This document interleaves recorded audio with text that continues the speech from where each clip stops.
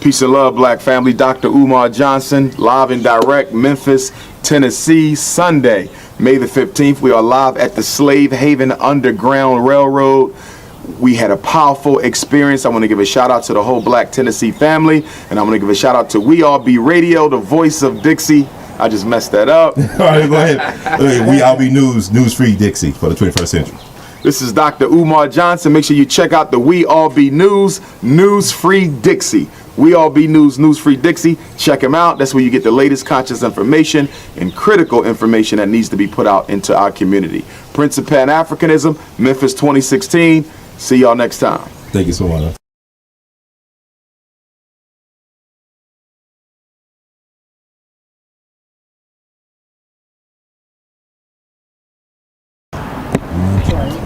We All Be is honored to have on brother Dr. Umar Johnson, the #1 requested black scholar on the planet, blessing us with his presence at Slave Haven today in the city of Good Abode, Memphis, Tennessee. How you doing today, sir? Good afternoon. Glad to be here. Glad to be in Memphis, Tennessee. We had a powerful event last night at the New Chicago Community Development Center.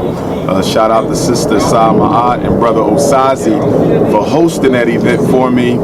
Sold out, jam-packed, a lot of love. And today we're here at the Slave Haven Underground Railroad Museum, where we had an opportunity to see a true life hiding place, an underground railroad station for our ancestors who all participated in that great journey northward, trying to seek freedom on the Underground Railroad. So this was a tremendous experience, and I want to thank Mrs. Turner and family here at the Slave Haven Underground Museum in Memphis, Tennessee, for taking some time out of their busy schedule to meet with us. That's excellent. I also want to talk about this year, 2016. Yes, this sir. is a really interesting year in terms of the energy, the paradigm shifting. Yes, sir. We losing a lot of people going home. We are. I just want to talk to you about, specifically right now, about PrINce and also Afeni Shakur, yes, the mother of Tupac Shakur. Yes.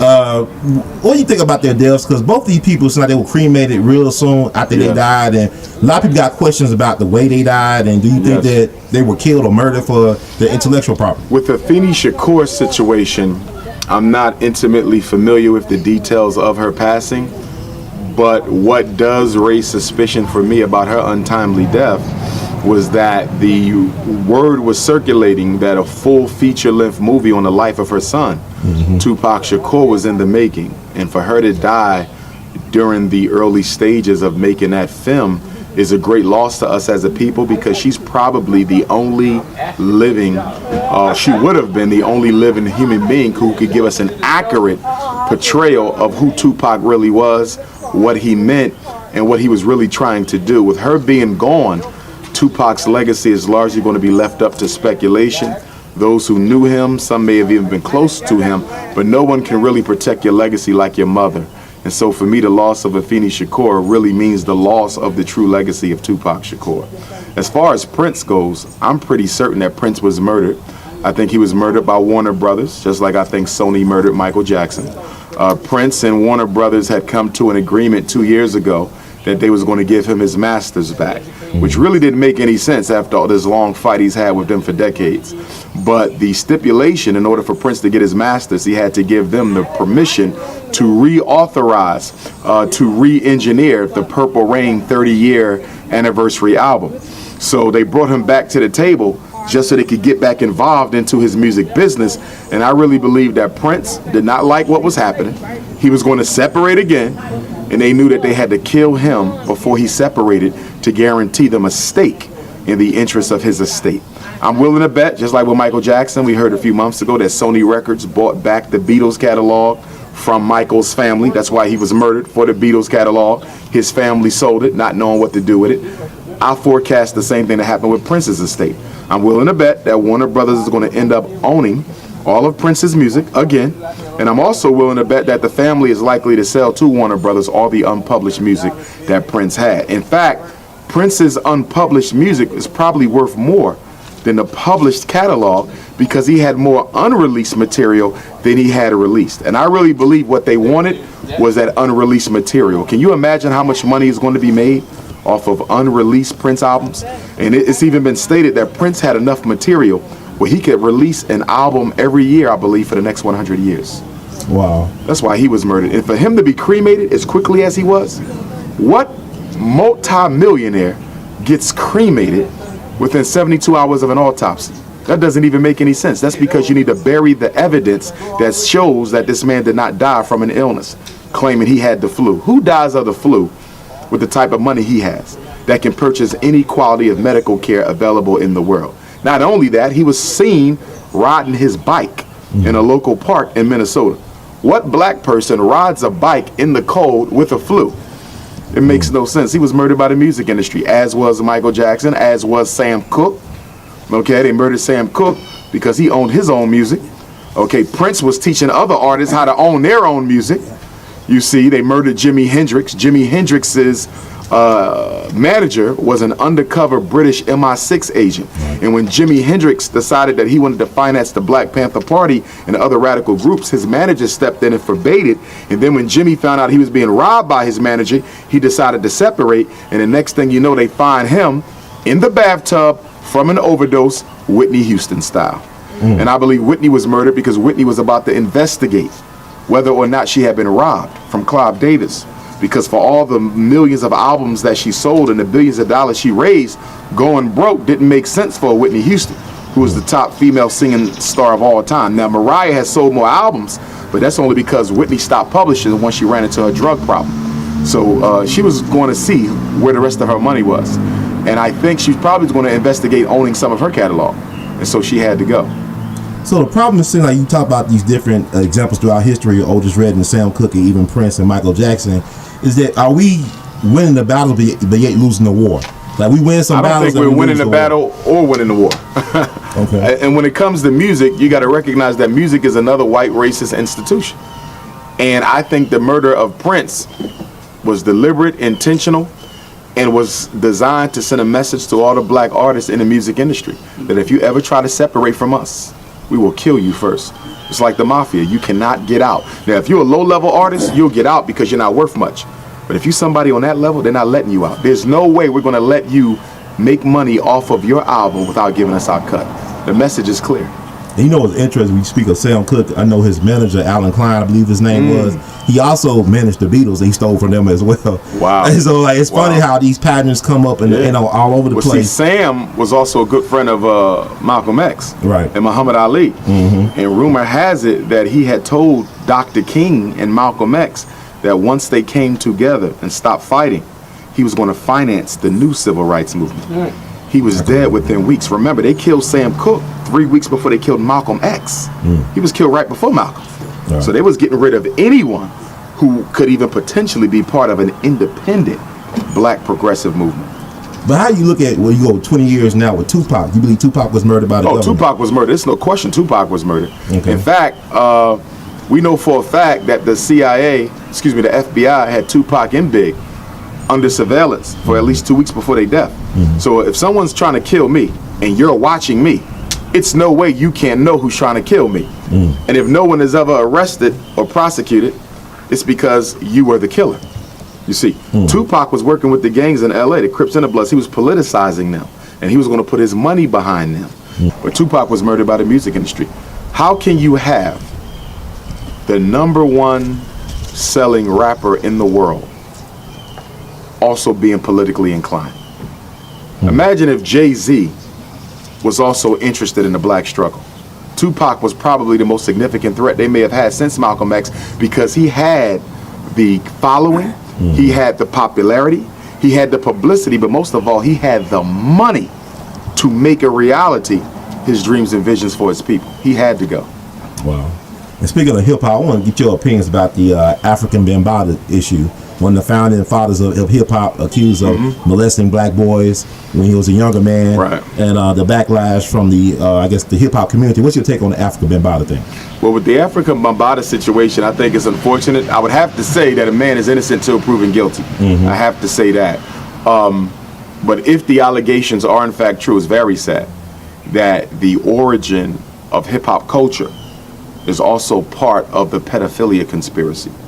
I mean, we've derided the Roman Catholic Church for their role in it. We've talked about the black church for their role in it. And now having such a major cultural institution such as hip-hop, being embroiled in this type of pedophilia situation is very unfortunate. However, I would say though that whether he's guilty or not, that does not negatively reflect on the culture of hip-hop, because hip-hop is not about one person. Hip-hop is not about one person. Someone makes a mistake within the movement cannot be cast off of that person's mistake. Hip-hop is bigger than Afrika Bambaataa, although he was one of the fathers of it. You know, it's sad. Being a psychologist, a school psychologist, I deal with pedophilia all the time. It's a regular occurrence in our community. I get emails, phone calls at least every month about pedophilia, mostly girls, but also boys. And we must keep in mind that most pedophilia victims are victimized by blood relatives. Now, in the Afrika Bambaataa situation, if that is true, what's alleged that he committed, he was not a blood relative of these men, which is somewhat out of the norm. Normally, children are molested by people they're related to, you know, and so it's a very sad thing. It's something that the black community doesn't want to deal with at all, because most people don't want to have to choose between victims and perpetrators in their own family. So the family tends to cover this up. I mean, you look at black women, 1 out of every 4 black women will be molested in her life. In almost all of those cases, the perpetrator will never be brought to justice, even by the family itself, which means the girl or the boy now has to live a life seeing the person who took their innocence and having to act like it never happened. Imagine being at a family cookout and the uncle or aunt who molested you is there, sitting right next to you, and everyone there knows that they took advantage of you, and not even the family will bring them to justice. I think that's a very sad occurrence, but it's a big issue. And I think on the positive side, if there is one, the Afrika Bambaataa situation has brought pedophilia to the surface in the black community as something that has to be dealt with. I kind of compare it to, I mean, I know he's innocent to proven guilty. I compare it when I hear about Afrika Bambaataa, how great he was as far as his contribution. I think also about James Bevel, Reverend James Bevel of the Civil Rights Movement. What about him? Like, he was accused of molesting his daughters, sleeping with his daughters, but he helped organize the March on Washington, even the Million Man March. He was one of Dr. King's most trusted advisors and lieutenants. Yeah. He was very charismatic. Very familiar. But here's my thing, though. Was the accusation substantiated? And let me say why. One of the most powerful techniques you can use to disadvantage a revolutionary is to accuse him or her of sexual misconduct, especially with a child, which is why we got to be, even with the Afrika Bambaataa situation, we got to be very careful of making sure the evidence is crystal clear, that the people bringing the charges are not in any way, shape, or form operating under the auspices of the FBI. It just has to be something that's ruled out, because if you accuse someone of child sexual misconduct, the accusation alone is enough for them to be incriminated on their child abuse record, which means they can never be exposed to children ever, just on the accusation. It's on your record. You see, and even if you're proven not to have been guilty, you have to go through a process to get that lifted off. So when it comes to child sexual crimes, we got to be very clear, because children are very impressionable. And one thing I did in college, working on my doctorate, I did a research paper on child custody cases, sexual abuse, and the impression of childhood imagination. And what the research shows, children will manufacture a story to please the adults who are wanting them to say a certain thing. Let me give you an example. I'm interviewing a little girl, and she knows I don't like her father. I ask questions about an alleged experience she had with her father, but I ask those questions in a way that is leading the answer. Did he touch you here? You never ask a child to, you don't lead with that question. Did he touch, you don't, what happened to you? The questions have to be open-ended with no leading material as to what you want them to say, which is why whenever a child is victimized sexually, I don't think no one should talk to that child, no one at all, until you have a witness and a skilled interviewer. I don't even like the parents being the interviewers, because they're going to lead. Did he put his hand here? Did he touch you here? Did he take you upstairs? All those questions are leading. You're providing the details. To properly interview a child who alleges to be a victim of child sex abuse, it must be open-ended. Did something happen to you? Can you tell me what happened? Okay? That's how you're supposed to interview a child. You don't give them details about what you think happened, because you begin to create an imagination. And you begin to create what we call in psychology a false memory. And a lot of black men and women are in jail. And I know this for a fact, as someone who goes into the prisons, who are in jail for very long times, falsely accused of child sex offenses they did not commit on the implanted memories of children. We got to be very careful when we start talking about questioning kids about whether they were touched or not. The person doing the question cannot have an emotional stake in the outcome, or they will lead those questions. Well, I ask you this as well, because I know you in the land of the kings, B.B. King, Elvis, and Dr. King died here. Yes. And on December 8th, 1999, it was proven in the court of law that the U.S. government was complicit in the assassination of Dr. King. And recently we lost somebody who was connected to that balcony assassination, Reverend Samuel Billy Cowles. Okay. And he was under suspicion, I don't know, years ago. He people felt he incriminated himself on national television, saying he got the way so to get a clear shot. What do you think about his legacy, or what do you think about people that, like Ernest Withers, for example, who's from Memphis too, who was accused of being FBI informant or traitor to the cause? What do you think about those people and their relationship to our history or our narrative? For me, the system that creates those types of personalities should be the focus of our investigation more than the people themselves. Because until you do something about the system that breeds the sellouts, who the sellouts are irrelevant, because it's the system that's producing them. There will be another Barack Obama. There's another one coming. There'll be another Colin Powell. There'll be another Reverend Cowles. There's going to be others who come in their vein. So it's not the person that matters. What are we going to do as a community about the system that allows our best minds to be taken and used against us? The reason black people have more sellouts per capita than any other people is because we're the most hopeless people. See, if I don't have faith in my people's ability to overcome oppression, I will join the oppressor. Black people, less than any other group of people, don't believe we can shake this off. Even when you talk to scholars, revolutionaries, I'm beginning to hear elders say, we ain't never coming out of this. And I hate to hear that, because if a child hears an 80-year-old, imagine being 8, and you hear an 80-year-old who done lived his whole life said, this ain't never ending. Why should he fight it? I might as well go on to the other side. Which brings me to another issue. I think within the revolutionary community, one of our biggest problems is a lot of revolutionaries, especially in my generation, the young brothers, they're not really in the struggle to change anything. They're in the struggle to make change. They're in the struggle to get paid. They're in the struggle to hustle. It's about self-aggrandizement. It's about the compensation of one's ego. I don't see the type of scholars we had with the Dr. Benz, the Dr. Clarks, the Francis Cress Welsing, the John G. M. Jackson, George James. I don't see them types anymore. Now, black scholarship is a hybrid type of scholarship with an intent to make money. Most of our scholars don't really have any institutions that they're building or even thinking about building. It's all about information dissemination. And that's very dangerous, because information is not going to save black people. It is essential, it is critical, we need it, but it will transform nothing. It's not the knowing, it's the doing. But you need to know to do. But what happens when you know and you're not interested in doing? You get intellectual masturbation. And I think right now the black consciousness community is in a state of intellectual paralysis and intellectual masturbation, where all we want is the knowledge, but we don't want no part of the responsibility. Dr. Umar Johnson, thank you so much. In the words of Great the Guilty, we love you madly. Keep on producing and pushing.